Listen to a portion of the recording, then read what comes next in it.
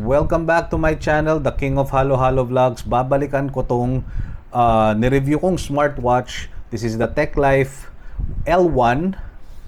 Nasa sa akin pa nga yung box, which I bought around 6 months ago.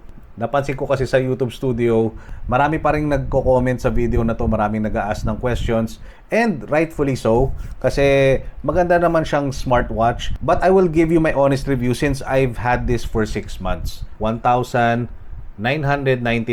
pesos, bali 2,000 pesos.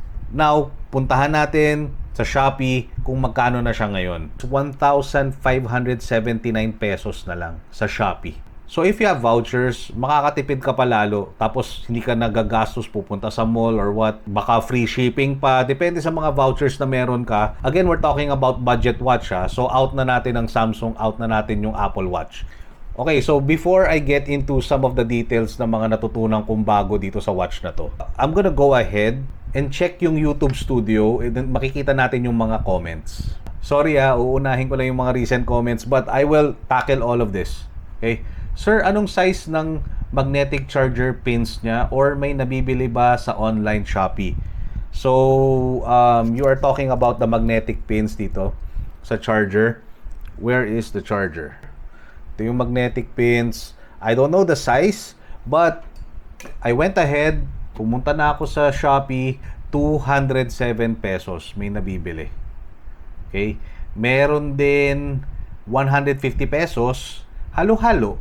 I suggest tingnan mo na lang din yung mga reviews just to be safe. Okay, next comment. I went swimming in the beach with this. When I arrived home, the screen was shut down. It's not IP68. Careful when contact with water. Again, sobrang budgeted na rin yung watch. Hindi ko talaga siya nire-recommend na ipang swimming nyo. And yung unang video ko, sinabi ko, hindi ko talaga siya gagamitin pang swimming. At hindi ko na siya isusugal. Although nakalagay sa box, IP68, dust and water resistance. Minsan pa naguhugas ako ng kamay, nababasa tong watch, okay naman. Yung mga ganun, sa tingin ko okay lang or pag umuulan. Once ilublob mo na to sa tubig, I think you really have to be careful. Okay guys, ang IP68, ang nakalagay dito, ang IP68 is a device offers complete protection against dust and can withstand immersion in water beyond 1 meter. Typically for at least 30 minutes. Ang nakalagay din dito, the specific depth and duration can vary depending on the manufacturer. Nakasubmerge siya sa tubig for more than 30 minutes. Medyo delikado ka na nun. Baka more than 30 minutes mo lang nalublob, kaya bumigay yung kanyang water resistant. Next question. Hi, does it have average resting heart rate feature po ba? Next question. Sir, pwede ko ba i-connect sa GPS phone ko pang nag-run ako? At pwede siya i-connect sa heart rate monitor ko? Okay, itong sa heart rate monitor mo, I don't know what your heart rate monitor is. Do you really need to connect this to a separate heart rate monitor? Kasi meron na siya eh. But itong GPS phone, I did check sa app, OnWear Pro, and good news, meron siya. I'm not sure kung kita, but this is the homepage ng OnWear Pro. Tapos punta ka lang sa gitna, nakalagay dyan, exercise, gitna, baba. And then makikita mo nakalagay na GPS. So connected ka na automatic sa GPS ng phone mo. Magagamit nyo yung GPS ng phone nyo for this kasi wala naman tong built-in GPS. Next question. How to set up raise to wake up po? Drop down menu. Etong may kamay na may wrist. Click mo lang yan.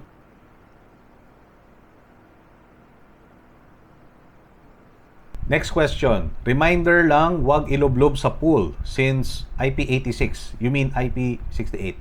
Lang to unlike sa ibang smartwatch like mine na naka 5 ATM. So pwede talaga i-swimming sa pool. Pwede lang to wisik-wisik na water. Tapos may nag-comment sa kanya, may niloblob sa mga pools. Pwede sila.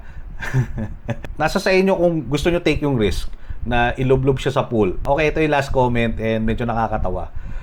Kala ko ba 1 month mo na nagamit? Pero bakit di mo alam kung kailan malobat?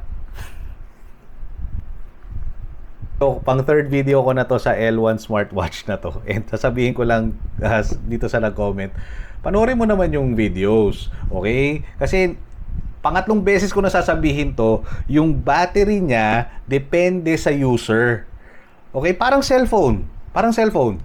Pag parati mong naglalaro ka ng game sa cellphone, obviously common sense, mauubos ka agad yung battery life ng cellphone mo. Same with the smartwatch. Which brings me naman to a good news when it comes to this.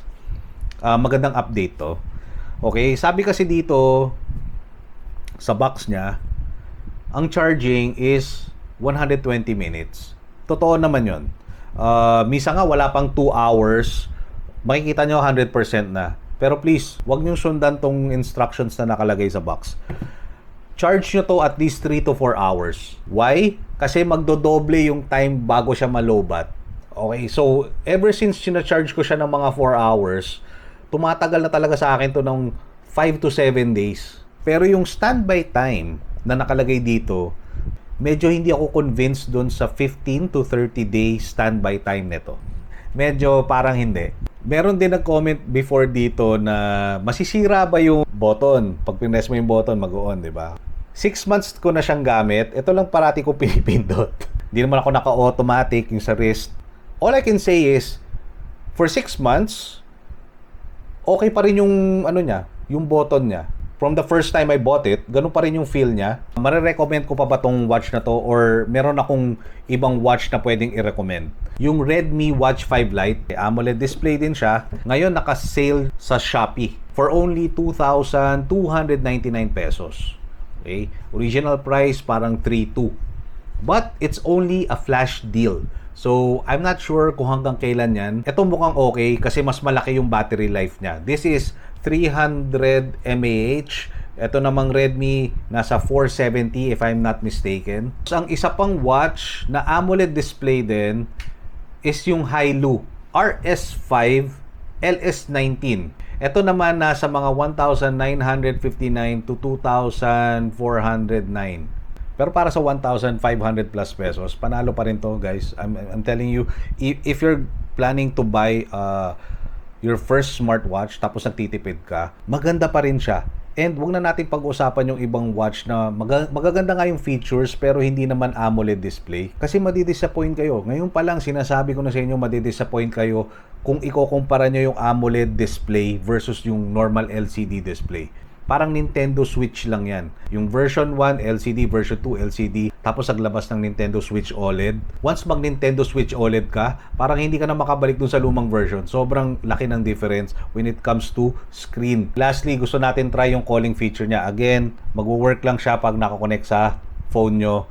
Tatry ko isang friend ko kung papayag siya. Kasi hindi ko na video from before, may mga nag-a-ask din naman. Kasi ko-connect lang naman tong watch dito sa phone mo. Okay, kung gusto mo siyang gamitin, parang extension lang to ng phone mo. Kasi wala naman tong sariling SIM card. Ayan.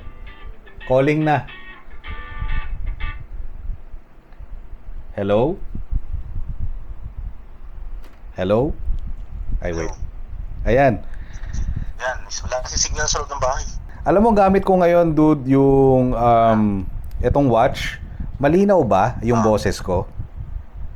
Oo. Nice. Anong watch yan? Ano siya, yung Tech Life L1. Yung vinlog ko from before. So, pangatlong video ko na siya kasi 6 months na nasa sa akin. Hindi mo ginagamit? Ay, hindi, ginagamit ko. I mean, vinavlog ko ulit kasi marami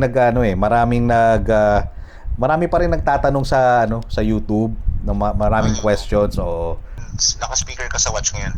Yeah, naka-speaker ako ngayon sa watch ngayon, tapos dinidikit ko sa mic para marinig. Para marinig. Ewan ko kung maririnig dito sa video. So, pero malinaw siya. Sobrang linaw niya. So, narinig nyo guys, medyo malinaw, di ba? Pero, controlled environment to. Nasa kwarto lang ako eh.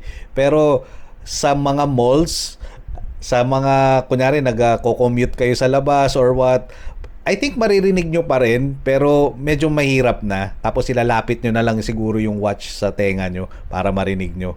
And kung mag-uusap kayo ng malinaw. Pero, not bad, di ba? Rinig, dude, malinaw yung boses mo. Rinig na rinig kita.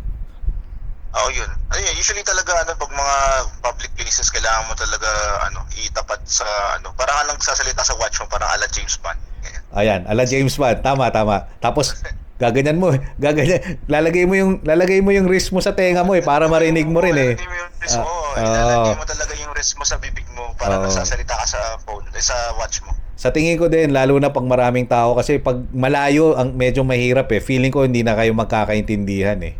Ay, hindi. Kailangan mo siya ilagay, kailangan mo iangat yung kamay mo tapos itapat yung watch sa bibig mo.